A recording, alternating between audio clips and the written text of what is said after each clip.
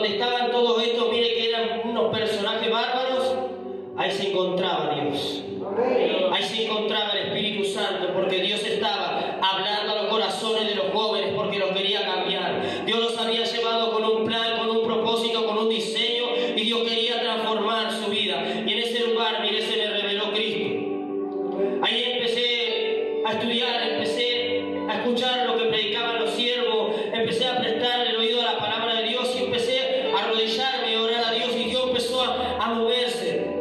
Empezaron a pasar cosas en mi casa, mi familia, mi esposa se empezó a congregar, mi madre se empezó a congregar, mis hermanos empezaron a llegar a la iglesia, algo poderoso empezó a pasar en mi familia y empecé a creer en Dios. Dios empezó a mostrarme que Él verdaderamente era real, que no era ese Dios que muchas veces lo tenemos lejos, sino que Él estaba presente.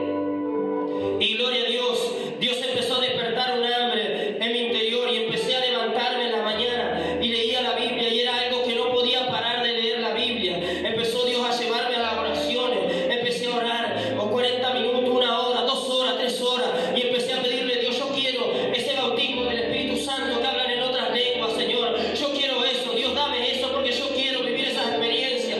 Y en un momento me encontraba orando, ya hacía 3 horas que estaba arrodillado, me había encerrado en la habitación, había cerrado mi cama con manta, y ahí estaba el loquito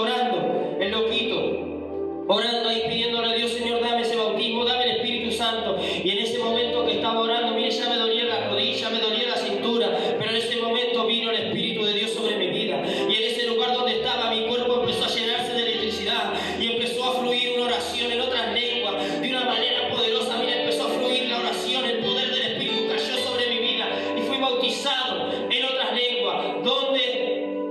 Dentro de una cárcel. ¿A quién? Al loquito ese, al rebelde, al que nadie daba nada, al que todo lo despreciaban, al que creía, al hermano de la familia, al que dijeron: no va a cambiar nunca este, mejor que se quede allá, seguramente muchos me desearon la muerte, que se muera